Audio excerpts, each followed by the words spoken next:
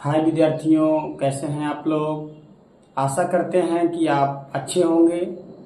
आज मैं लेकर आया हूँ नवम क्लास के मैथ विषय के अंतर्गत संख्या पत्ती चैप्टर, जो कि मैं पिछला वीडियो बनाया था उसमें प्रश्नावली 1.1 का जो बेसिक है मैंने बताया था और कुछ बेसिक बात की रह गया था, जिसके वजह से मैं प्रश्नावली 1.1 को समाप्त नहीं कर पाया था।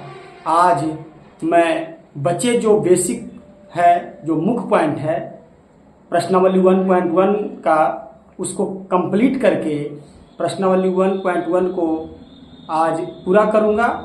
तो आप मेरे साथ बने रहें, अंत तक देखें। अगर आप मेरे वीडियो को एक बार दो बार देख करके अगर आप SCERT किताब जो ये है इसको बनाएंगे तो आपको बढ़िया से समझ में आएगा, पूरा एक एक पॉइंट समझ में आएगा। इसलिए मेरे वीडियो को अंत तक जरूर देखें और उसके बाद SCERT NCERT किताब नवम का बनाएं, आपको बिल्कुल आसानी होगी। तो चलिए चलते हैं, पढ़ाते हैं। तो देखिए, मैं पिछले वीडियो में मैं जो पढ़ाया था उसमें प्राकृत संख्या के बारे में आप लोग को बता दिया था। प्राकृत संख्या है ना, प्राकृत संख्या के बारे में बता दिया था। तो जब भी आपको प्राकृत संख्या आपके सामने कोई चर्चा करे तो तुरंत आपके मन मस्तिष्क में, दिमाग में फिगर बनना चाहिए कि प्राकृत संख्या का मतलब एक से शुरू होकर के अनंत तक जाने वाली पॉजिटिव की ओर, 1 2 3 4 5 6 डॉट डॉट डॉट डॉट अनंत तक, है ना। ये अनंत का निशान है, इन्फिनाइट। तो प्राकृत संख्या जब भी कोई बोलेगा तो एक से लेके अनंत तक दिमाग में फिगर बनना चाहिए। आगे हम पढ़ाए थे आप लोगों को पूर्ण संख्या में पढ़ा दिए थे। तो पूर्ण संख्या जब आपको पूर्ण संख्या का चर्चा करें आपके सामने तो तुरंत मन में, दिमाग में ये बात आनी चाहिए कि पूर्ण संख्या का है, अच्छा इसका मतलब 0 से लेके अनंत तक, है ना। तो पूर्ण संख्या का मतलब 0 1 2 3 4 5 dot dot dot dot dot अनंत। तो ये हो गया पूर्ण संख्या। और इसके पहले पता है प्राकृत संख्या। और हम पूर्णांक संख्या के बारे में भी आपसे जो है मैंने चर्चा पिछला वीडियो में कर लिया था। अगर आप नहीं देखे हैं तो आप पिछले वीडियो में जो है जाकर मेरा देख लें, आपको बढ़िया से समझ में आ जाएगा। तो उसके बाद पूर्ण संख्या के बाद मैंने बताया था पूर्णांक संख्या। तो पूर्णांक संख्या जो है, पूर्णांक संख्या जब कहे आपके सामने कोई तो तुरंत दिमाग में आना चाहिए कि बीच में जो है 0 होगा, है ना। और दाईं तरफ प्लस की वाला हो जाएगा, 1 2 3 4 डॉट डॉट डॉट डॉट अनंत तक। और बाईं तरफ जो है माइनस वाला संख्या हो जाएगा, -1 -2 -3 -4 -5 डॉट डॉट डॉट डॉट अनंत तक, है। तो आशा है कि आप लोग को जो है ये 3 प्रकार की संख्याएं बढ़िया से समझ में आ गई होगी। और हम इस पर आधारित कुछ प्रश्नों को जो है हल भी किए थे, जो पिछला वीडियो में किए थे। आप देखेंगे तो समझ में आ जाएगा। इस तीनों संख्या से संबंधित जो प्रश्न है मैं पिछले वीडियो में हल कर चुका हूं, तो उसको भी आप लोग देख लेंगे। अब हम जो आगे बताने जा रहे हैं वह परिमेय संख्या, है ना। तो परिमेय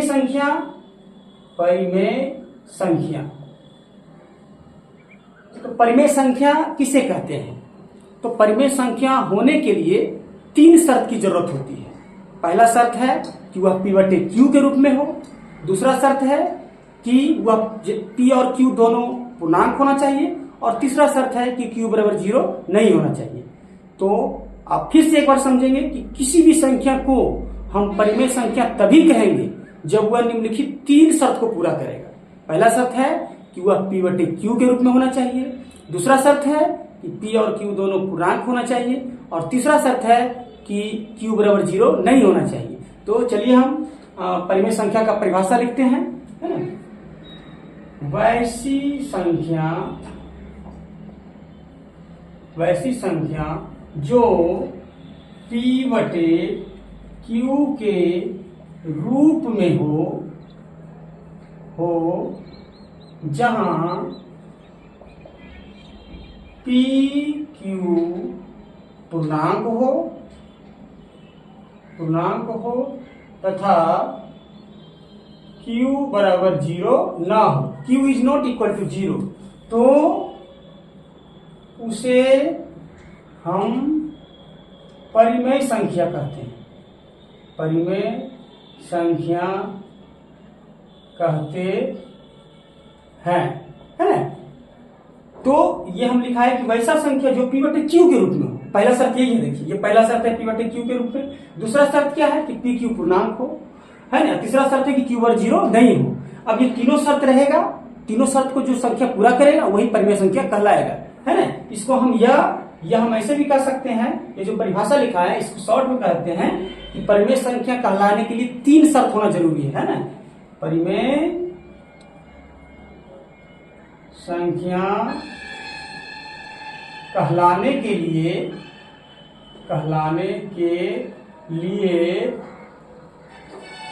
निम्नलिखित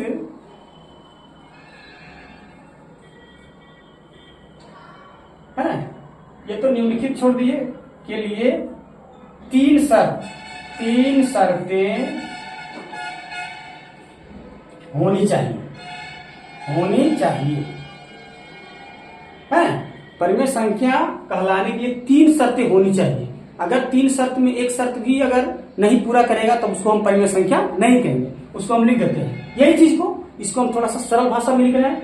तो पहला है कि p बटे q के रूप में हो, है ना। पहला शर्त ये है, कोई संख्या को परिमेय कहलाने के लिए वह होना चाहिए p बटे q के रूप में। दूसरा शर्त है कि p q पूर्णांक हो, p भी पूर्णांक हो और q भी पूर्णांक हो, है ना। पूर्णांक का मतलब देखिए ये जो पूर्णांक संख्या हम लिखे हैं इसका सदस्य होना चाहिए, p भी और q भी। और तीसरा शर्त है कि q is not equal to 0, q 0 के बराबर नहीं हो, है ना। तो हमको लगता है कि अब आप लोग को परिमेय संख्या के बारे में समझ में आ गया होगा। फिर से एक बार हम रिवीजन करते हैं कि परिमेय संख्या हम उस संख्या को कहेंगे जो 3 शर्तों को पूरा करे। पहला शर्त है कि वह p बटे q के रूप में हो, देखिए इस रूप में, है ना। दूसरा है कि p और q दोनों पूर्णांक होनी चाहिए। और तीसरा शर्त है कि q बराबर 0 नहीं होना चाहिए। अगर ये तीनों शर्त को पूरा कर देगा तब उसे परिमेय संख्या कहेंगे। और ये तीनों शर्त में से कोई भी एक शर्त को पूरा नहीं करेगा तो हम कहेंगे कि वह परिमेय संख्या नहीं है ना। तो आशा है कि आप लोग इस परिभाषा को आप लोग समझे होंगे। अब इस पर हम एग्जाम्पल देंगे जैसे भी बताएंगे, है ना। तो मिटाते हैं।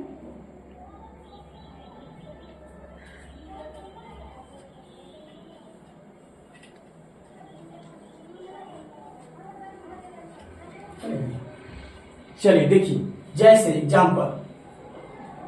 एग्जाम्पल हम ऊपर लिख रहे हैं परिमेय संख्या का एग्जाम्पल। तो क्या है, जैसे लिख दिए 3/4। 3/4 में देखिए p बटे q के रूप में है ना। दूसरा में p q पूर्णांक है, मतलब 3 भी पूर्णांक है और 4 भी पूर्णांक है। देखिए 3 और 4 दोनों पूर्णांक संख्या का सदस्य है, तो ऊपर वाला भी और नीचे वाला भी, अंश और हर दोनों पूर्णांक होना चाहिए, तो पूर्णांक है। और तीसरा शर्त है कि q बराबर 0 नहीं होना चाहिए, तो q बराबर 0 नहीं है। देखिए q बराबर 4 है तो इसको हम परिमेय संख्या कहेंगे। इसी प्रकार के जितने भी सारी संख्याएं रहेगा उसको हम परिमेय संख्या कहेंगे। 3/4 हो गया, 5/7 हो गया, 1/2 हो गया, है ना, 8/9 हो गया। ये सब सारी की सारी कौन संख्याएं हैं, परिमेय संख्याएं हैं, है ना। और जैसे देखिए -2/3 रहेगा तो भी परिमेय संख्या होगा। क्यों? क्योंकि ये p बटे q रूप में तो दिख ही रहा है, साथ साथ जो p की जगह है वो -2 है, तो -2 देखिए पूर्णांक है। होना ये चाहिए कि p बटे q होने के बाद p और q दोनों पूर्णांक संख्या का सदस्य होना चाहिए। इसका यहाँ जो लिखा हुआ ये पूर्णांक धनात्मक, ऋणात्मक और शून्य, ये तीनों मिलकर के जो पूर्णांक बना है ना, तो इसका सदस्य होना चाहिए p और q। तो देखिए -2 जो है पूर्णांक संख्या का सदस्य है। 3 देखिए, ये भी देखिए पूर्णांक संख्या का सदस्य है, तो ये भी हम इसको परिमेय संख्या कर सकते हैं। -2/3, -4/5, है ना, -1/2, है ना, -7/5। तो इस तरह से ये सब सारी संख्याएं परिमेय संख्या का एग्जाम्पल है। जैसे फिर कहेंगे 0 कहेंगे तो 0 भी परिमेय संख्या है। क्यों? क्योंकि 0 जब लिखेंगे तो 0 को हम लिख सकते हैं कि जिसके संग नीचे कुछ नहीं रहता है उसके नीचे 1 रहता है, तो 0 को लिख सकते हैं 0/1, तो ये भी परिमेय संख्या हो गया, है ना। कह देगा 0/5, तो ये भी परिमेय संख्या है। क्यों? क्योंकि p बटे q के रूप में है, p भी पूर्णांक है, q भी पूर्णांक है। p की जगह 0 है तो देखिए 0 पूर्णांक में है, 5 भी पूर्णांक में है, आगे 4 के बाद जो नहीं लिखे हैं। और तीसरा शर्त है कि क्यू बराबर 0 नहीं होना चाहिए। तो नीचे तो ऊपर में 0 रहेगा तो हो जाएगा, पी के स्थान पर 0 रहेगा तो वह परिमेय संख्या कहलाएगा, लेकिन क्यू के स्थान पर 0 नहीं होना चाहिए। क्यू के स्थान का मतलब हर के रूप में, नीचे वाला जो भिन्न का ऊपर और नीचे होता है अंश और हर, तो हर के रूप में 0 नहीं होना चाहिए। तो ये हो जाएगा। और उसके साथ साथ देखिए, अगर हम कह दें कि 2, तो 2 परिमेय संख्या होगा कि नहीं, है ना। ऐसे देखने में लग रहा है कि 2 परिमेय संख्या नहीं है। क्यों? क्योंकि पी बटे क्यू जैसा नहीं दिख रहा है। लेकिन देखिए, जब इसको हम थोड़ा सा विस्तार से समझेंगे, 2 को हम लिख सकते हैं 2 बटे 1। क्यों? क्योंकि जिसके नीचे कुछ नहीं है तो उसको नीचे 1 छुपा हुआ है, तो 2 को लिख सकते हैं 2 बटे 1, इसलिए 2 परिमेय संख्या हो गया। पी बटे क्यू के रूप में आ गया। 2 भी पूर्णांक है, 1 भी पूर्णांक है, और 1 0 के बराबर नहीं है, तो 2 हो गया। 3 को भी कह सकते हैं, 3 को 3 बटे 1, है ना। 4 को 4 बटे 1, तो ये सारी हो गया परिमेय संख्या। पी बटे क्यू के रूप में है, पी क्यू पूर्णांक भी है। जैसे -3 रहेगा तो ये भी परिमेय संख्या होगा, क्योंकि -3 बराबर लिख सकते हैं -3 बटे 1, है ना। -5 लिख सकते हैं, क्योंकि -5 बटे 1 इसको कह देंगे। उसी प्रकार कुछ रूट में भी संख्याएं रहेगी, उसे भी हम परिमेय संख्या कह सकते हैं। जैसे देखिए, मान के चलिए रूट 4 है, तो रूट 4 है तो हम देखते हैं कि इसको, ये तो पी बटे क्यू के रूप में दिख रहा है, कर सकते हैं। लेकिन जब पूर्णांक जांचने का रहता है कि पी और क्यू दोनों पूर्णांक होना चाहिए, तो 1 पूर्णांक है लेकिन रूट 4 पूर्णांक नहीं है। देखिए, रूट 4 है कहीं पूर्णांक नहीं है, 4 है, रूट 4 नहीं है। लेकिन फिर भी हम इसको परिमेय संख्या कैसे कहेंगे? क्योंकि रूट 4 जब है तो रूट 4 को हम लोग लिख सकते कितना, 2, तो 2 बटे, इसलिए रूट 4 परिमेय संख्या है। उसी प्रकार और भी जो आएगा जिसका पूरा पूरी वर्गमूल निकल जाएगा, जैसे रूट 9 है, तो रूट 9 को भी हम परिमेय संख्या कह सकते हैं। रूट 9 बराबर क्या हो जाएगा, रूट 9 बटे 1, और रूट 9 का ये रूट 9 है तो इस नंबर हम लिखेंगे 3। 9 का वर्गमूल 3 होता है, 3 बटे 1, है ना। उसी प्रकार रूट 16 भी हो सकता है, परिमेय संख्या होगा। कौन नहीं होगा? रूट 5 रहता, तो रूट 5 रहता तो 5 का वर्गमूल पूरा पूरी नहीं निकालते हैं। रूट 7 रहता तो वो नहीं होता। रूट 8 रहता तो उसका नहीं होगा। तो जिसका पूरा पूरी वर्गमूल निकाल लेंगे वह परिमेय संख्या के अंतर्गत आ जाएगा, है ना। तो आप लोग को आशा है हमको कि आप लोग को समझ में आया होगा परिमेय संख्या का परिभाषा और उसका एग्जाम्पल। एक बार फिर से हम रिवीजन कर देते हैं कि वैसी संख्या जो पी बटे क्यू के रूप में, परिमेय संख्या कहलाने के 3 शर्त है। पहला शर्त है कि वह पी बटे क्यू के रूप में हो, पी बटे क्यू के रूप में। दूसरा शर्त है कि पी और क्यू दोनों पूर्णांक हो, अंश भी पूर्णांक हो और हर भी पूर्णांक हो। लेकिन तीसरा शर्त है कि क्यू बराबर 0 नहीं हो, 0 को छोड़कर होना चाहिए कुछ भी, है ना। ये तीनों शर्त को जो पूरा करेगा वही परिमेय संख्या कहलाएगा, और इसका एग्जाम्पल हमने यहाँ पर दिया। ठीक है, तो आशा है कि आप लोग को समझ में आया होगा। अब आगे बढ़ते हैं।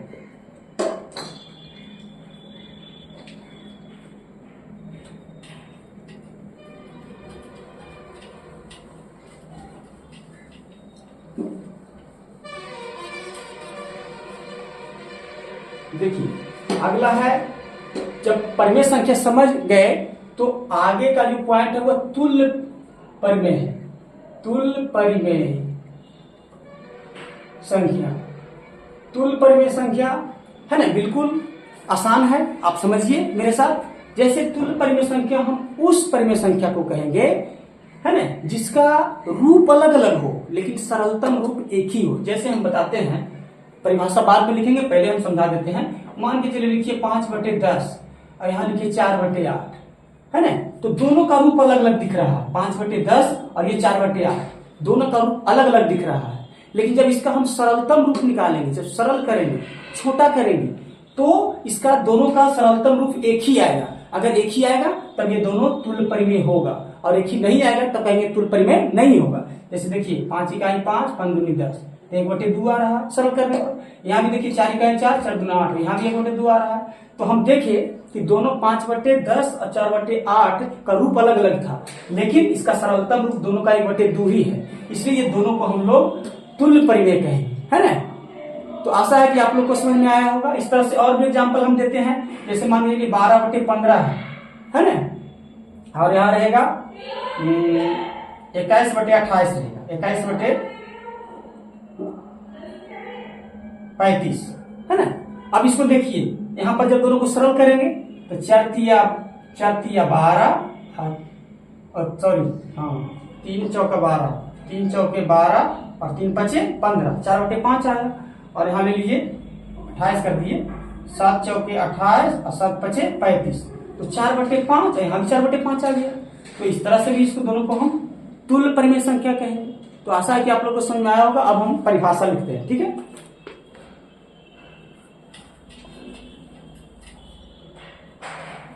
वैसी परिमेय संख्याएं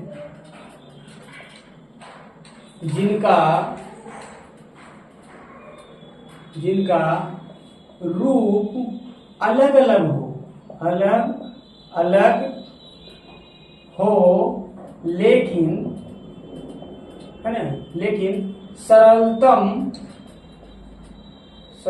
रूप एक ही हो, उसे तुल्य परिमेय संख्या कहते हैं। तुल्य परिमेय संख्या कहते हैं। जैसे एग्जाम्पल लेते हैं, जैसे अभी हम जस्ट जो एग्जाम्पल दिए, ये तो 6 ले लीजिए 8 है ना, तो 6/8 है। यहां ले लीजिए 12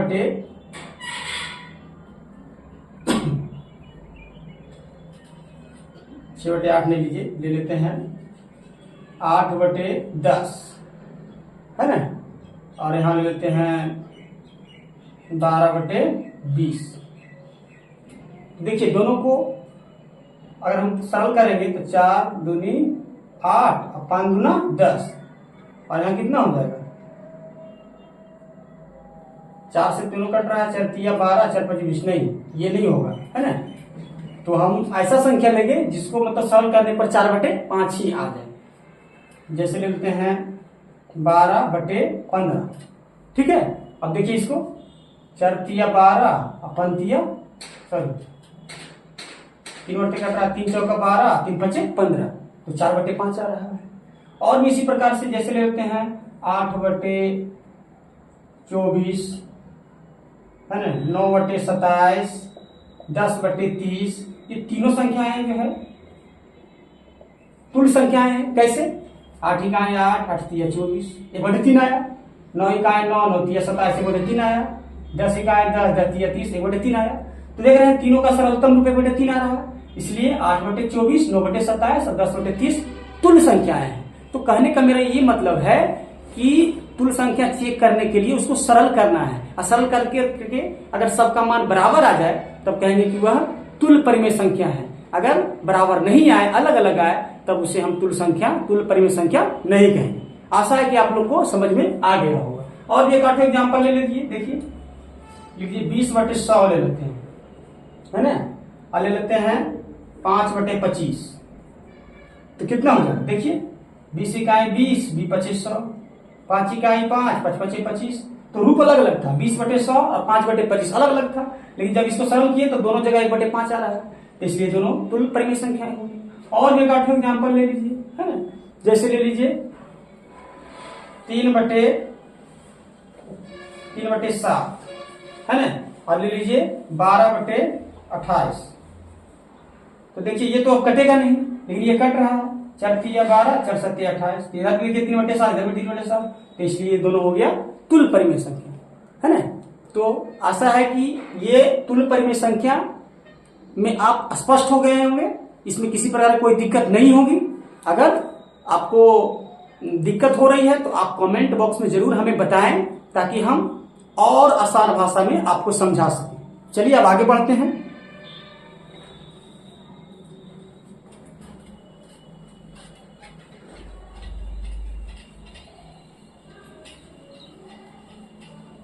अब हम 4 प्रकार की जो संख्याएं बताए उसको शॉर्ट में लिख देते हैं। प्राकृत संख्या, प्राकृत जो है 1 2 3 4 5 6 से डॉट डॉट अनंत।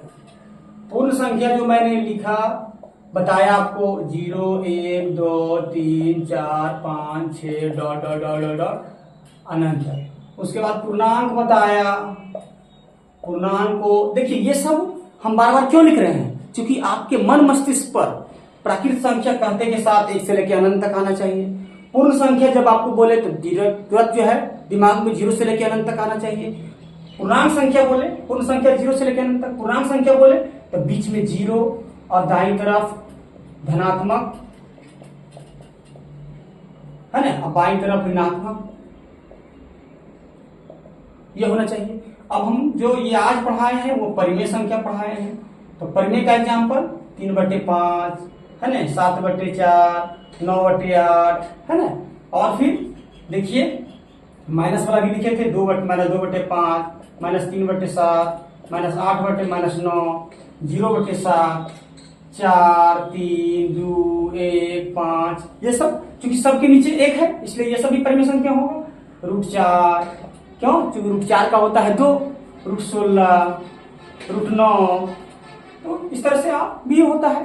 तो इस सारी संख्याओं को मैंने एक जगह लिख दिया, है ना, ताकि आपको ये दिमाग में स्पष्ट होनी चाहिए। अब इससे संबंधित प्रश्न जो है एग्जाम्पल में जो दिया हुआ है उसको हम करवाते हैं, है ना। पहला प्रश्न है एग्जाम्पल में जो दिया हुआ है वो ये है कि उदाहरण 1 कहता है कि प्रत्येक पूर्ण संख्या एक प्राकृत संख्या होती है। सत्य असत्य बताना है। प्रत्येक पूर्ण संख्या एक प्राकृत संख्या होती है।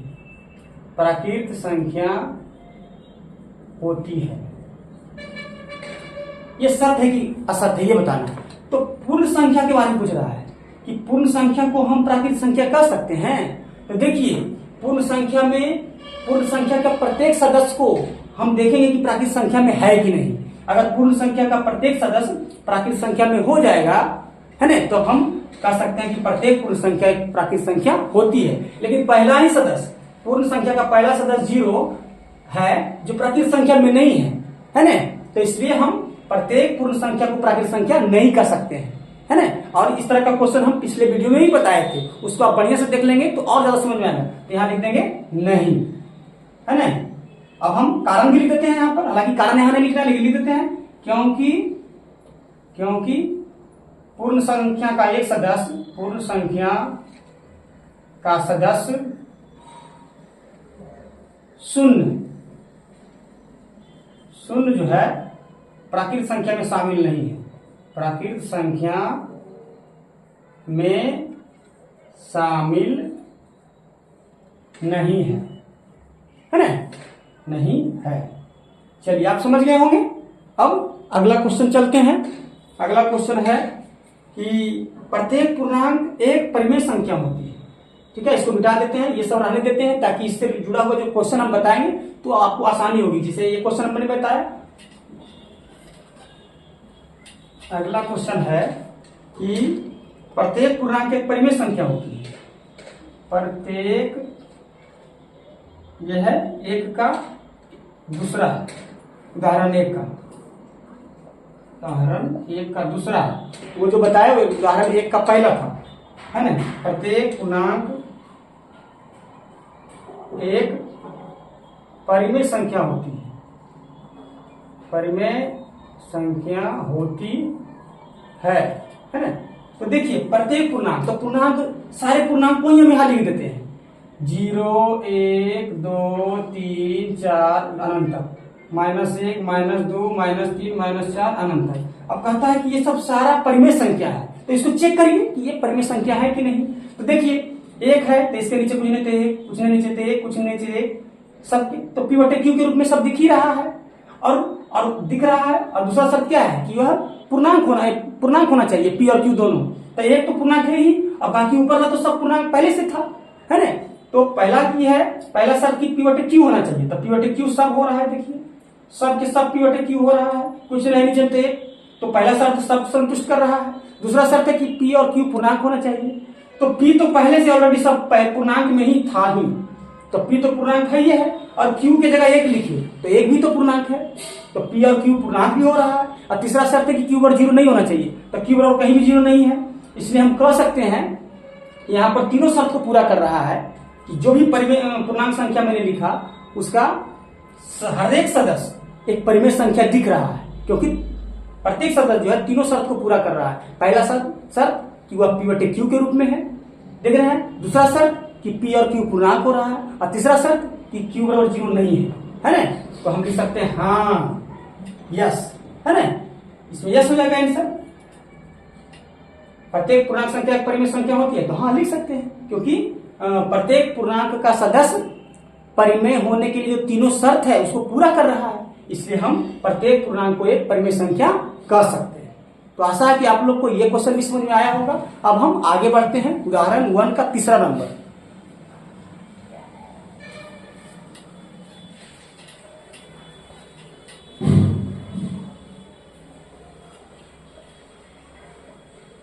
वन का तीसरा है ना। तीसरा क्वेश्चन है कि प्रत्येक परिमेय संख्या एक पूर्णांक होती है।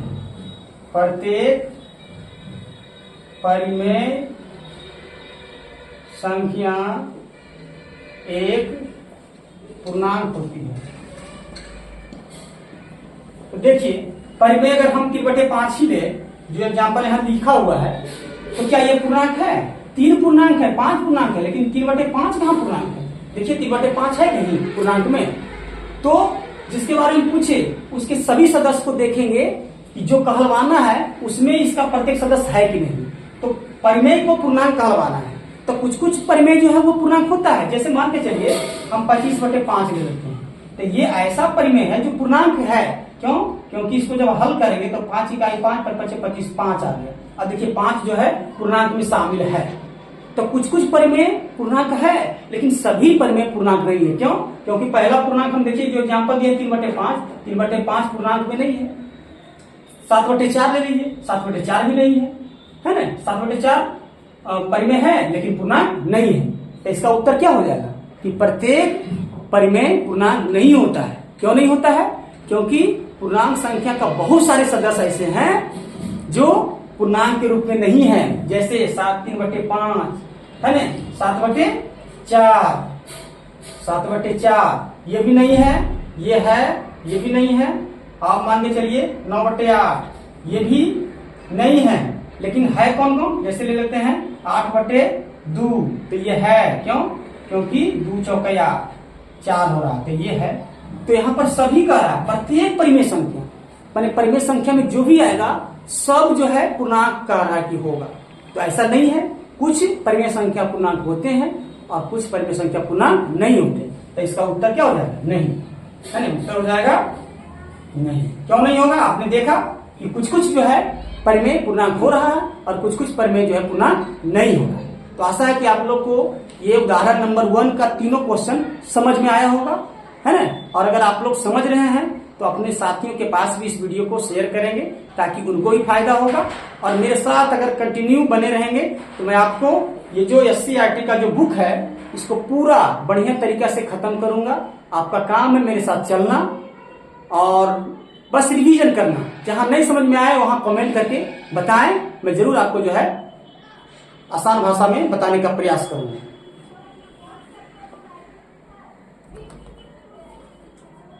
चलिए अब आगे बढ़ते हैं प्रश्नावली। उदाहरण में एक और क्वेश्चन ले लेते हैं, है ना। उदाहरण में एक क्वेश्चन है कि उदाहरण 2 है। उदाहरण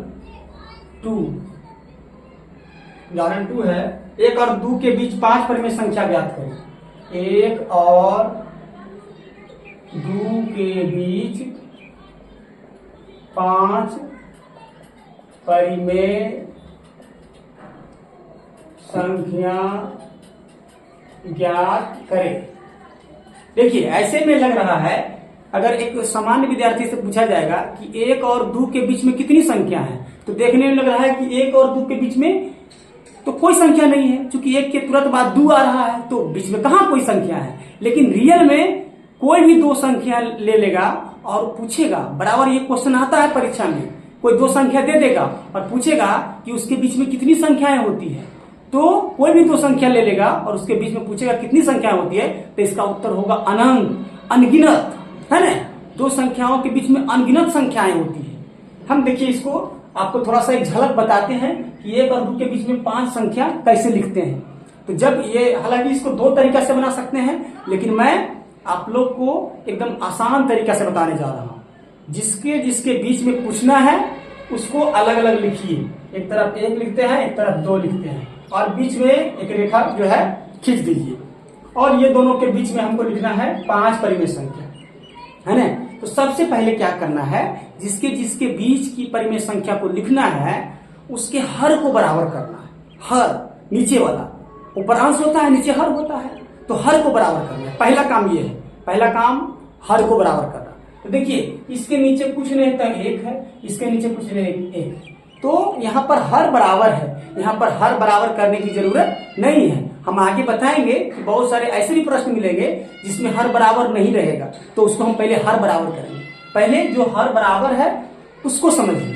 तो यहाँ पर हर बराबर है, तो फिर आगे बढ़ते हैं 1/1 और 2/1, है ना।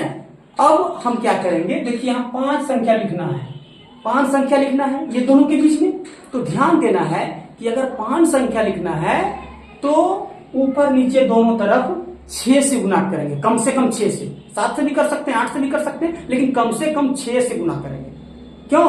क्योंकि 5 संख्या लिखना है। अगर लिखना रहता 7 संख्या तो कम से कम आप 8 से गुना करेंगे।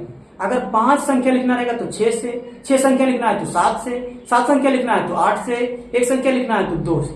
तो ये ध्यान देना है कि जितना संख्या लिखना है उससे एक बढ़ा करके गुना करेंगे। तो 5 संख्या लिखना है तो हम दोनों तरफ ऊपर नीचे का मतलब अंश और हर में 6 से गुना करेंगे। तो देखिए 6 से गुना नीचे करते हैं तो 6 से ऊपर भी करेंगे। ऐसा क्यों कर रहे हैं ऊपर नीचे? क्योंकि ऊपर नीचे दोनों तरफ जब गुना करेंगे तो इसके मान में कोई अंतर नहीं आएगा। जो सरलतम रूप है उसमें कोई अंतर नहीं आएगा। जब चाहेंगे जब 6 काट देंगे तो 1/1 बचेगा, यानी 1 बचेगा। उसी प्रकार इधर भी करेंगे, 6 से इधर गुना किए, 6 से इधर गुना करते हैं, तो 6 से नीचे और 6 से ऊपर, है ना। तो अब क्या हो गया, 6 इकाई 6 और 1 छक्का 6, 6/6, और इधर हो गया 12/6। देखिए यहाँ पर रूप भले अलग अलग आ गया, लेकिन ये ऊपर वाला ही संख्या है। ऊपर वाला क्या था, हम जो लेके चले थे वो चले थे 1 और 2, और यहाँ भी 1 ही और 2 है। कैसे? देखिए 6 से 6 कट जाएगा तो 1 ही बचेगा, और 6 दूनी 12 तो 2 बचेगा। तो ये रूप भले अलग अलग दिख रहा है, लेकिन ये जो ऊपर में लेके चले थे वही संख्या है। ऊपर में लेके चले 1 और 2, तो अभी भी 1 और 2 ही है, केवल इसका रूप अलग हो गया है।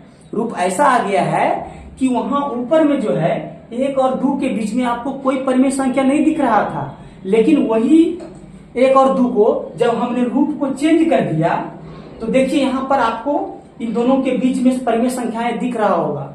6/6 है और 12/6 है, तो इसके बीच में लिख सकते हैं 7/6, 8/6, 9/6, 10/6, 11/6, है ना। और यही तो लिखना था। तो लिखेंगे, जब हम ऐसा कर देंगे तो लिखेंगे इसलिए इनके बीच की 5 परिमेय संख्याएं बराबर। कौन कौन? 6/6 के बाद 11/6 तक लिखेंगे, 7/6, 8/6, 9/6, 10/6 और 11/6, है ना। और ये तो 12/6 है ही, और ये दोनों के बीच में लिखना था, तो ये दोनों के बीच में 5 परिमेय संख्या लिखना था। देखिए 5 परिमेय संख्या लिख दी। तो आशा है कि आप लोग को समझ में आया होगा, है ना। हम फिर से एक बार इसको रिवीजन कर देते हैं कि जिनके बीच में लिखना है उसको अलग अलग करिए। और सबसे पहला काम है कि हर को बराबर करना। तो यहाँ पर देख रहे हैं इसके नीचे कुछ हर नहीं था, तो जिसके नीचे हर नहीं है तो उसके नीचे 1 रहता है, तो 1 दोनों के नीचे है ना। अब यहाँ पर हर दोनों बराबर हो गया। जब हर बराबर हो गया तो ये ध्यान देना है, जब पहला काम हर बराबर करना, हर बराबर हो गया। जब हर बराबर हो जाए तो जितना संख्या लिखना है उससे एक बढ़ा करके दोनों तरफ गुना कर दीजिए। तो 5 संख्या हमको लिखना था, तो ऊपर नीचे देखिए 6 से गुना कर दिए, है ना। तो 6 से गुना कर दिए तो 6 इकाई 6, 6 इकाई 6, 6/6 हो गया। और यहाँ 6 दूना 12, 1 छक्का 6, 12/6 हो गया। ये है 1 और 2 ही। जैसे 6 इकाई 6 काटेंगे तो 1 बचेगा, 6 दूनी 12 तो यहाँ 2 बचेगा। तो ये 1 और 2 ही है, लेकिन इसका रूप चेंज हो गया है।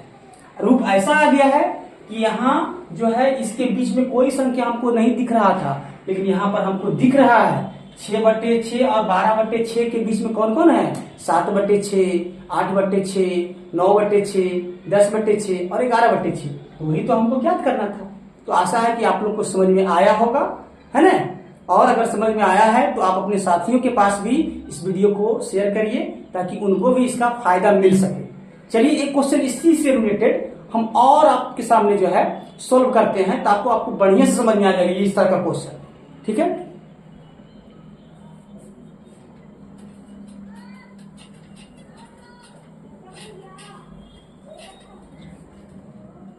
एक और 2 के जगह हम कर देते हैं 3 और 4।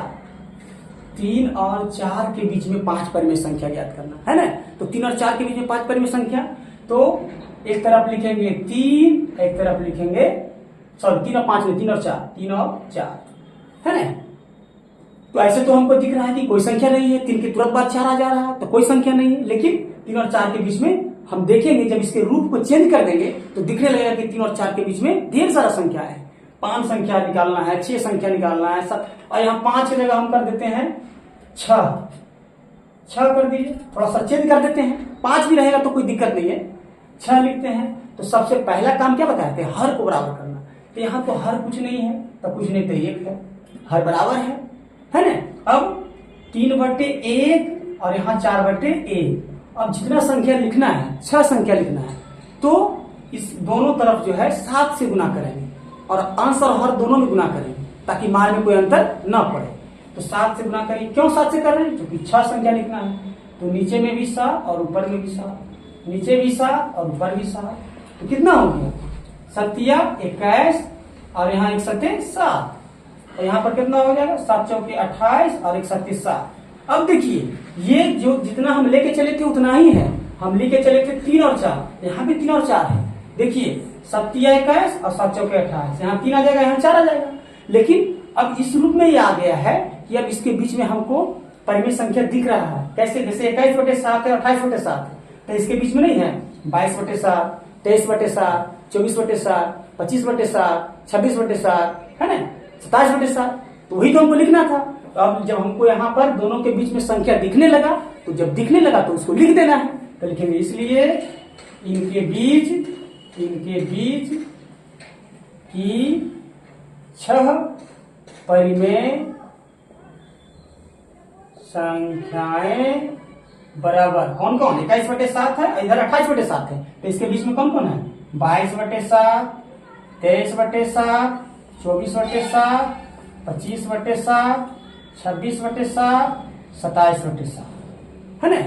तो आशा है कि आप लोग को समझ में आया होगा, है ना। आप इस तरह के बहुत सारे क्वेश्चन को बनाएंगे। हम देखिए इसमें SW दे देते हैं।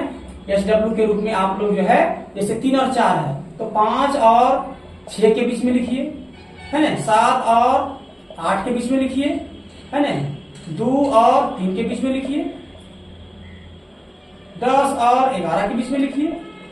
तो इस तरह से आप अपने से 2 संख्या ले करके आपको जितना उसके बीच में लिखना है उतना लिखिए। 5 संख्या, 6 संख्या, 4 संख्या।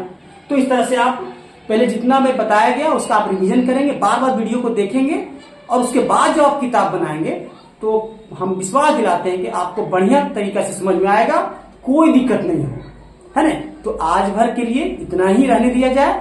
अगले हम जो प्रश्नावली 1.1 खत्म करने वाले थे, है ना, उसका एग्जाम्पल ही अभी तक हम खत्म कर पाए हैं।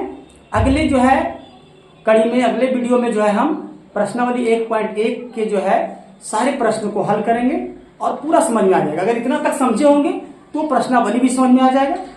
तो बहुत बहुत धन्यवाद। और आप लोग जो है, अगर वीडियो अच्छा लगे, आपको देखने में अच्छा लगे, समझ रहे हैं, तो अपने साथियों तक जरूर शेयर करें ताकि आपके साथियों को भी लाभ होगा और हमें भी प्रोत्साहन मिलेगा। जब हमारे वीडियो ज्यादा संख्या में विद्यार्थी देखेंगे तो और हम मन से वीडियो को बनाएंगे ताकि विद्यार्थियों को लाभ हो। चलिए, धन्यवाद।